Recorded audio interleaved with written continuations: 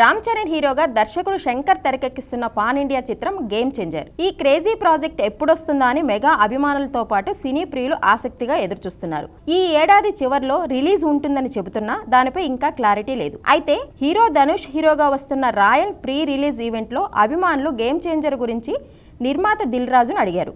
దీంతో ఆయన క్రిస్మస్ కు కలుద్దామంటూ వ్యాఖ్యానించారు. గేమ్ చేంజర్ అప్డేట్ పై ఫ్యాన్స్ ఆనందం వ్యక్తం చేస్తున్నారు. దిల్ రాజు చెప్పినట్టు డిసెంబర్లో గేమ్ చేంజర్ రానున్నాడు. పొలిటికల్ యాక్షన్ థ్రిల్లర్ గా రూపొందుతున్న ఈ సినిమాలో కియారా అద్వానీ హీరోయిన్, అంజలి, ఎస్జే, సూర్య, నవీన్ చంద్ర, శ్రీకాంత్ కీలక పాత్రల్లో కనిపించనున్నారు. శంకర్ దర్శకత్వంలో రీసెంట్ గా వచ్చిన భారతీయుడు 2 ప్రమోషన్స్ లో గేమ్ చేంజర్ ఈ ఏడాదిలో వస్తుందా అని ప్రశ్నించగా ఫైనల్ ఎడిటింగ్ అయ్యాక విడుదల తేదీని ప్రకటిస్తామన్నారు శంకర్. దీంతో గేమ్ చేంజర్ ఇప్పుడే రాదు అని చాలా మంది ఫిక్స్ అయ్యారు.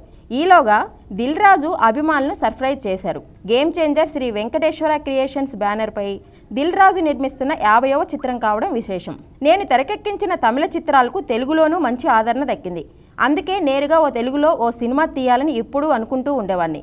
ఆ మేరకు చేసిన కొన్ని ప్రయత్నాలు విఫలమయ్యాయి. ఎట్టకేలకు గేమ్ చేంజర్తో నా కల నెరవేరబోతోంది.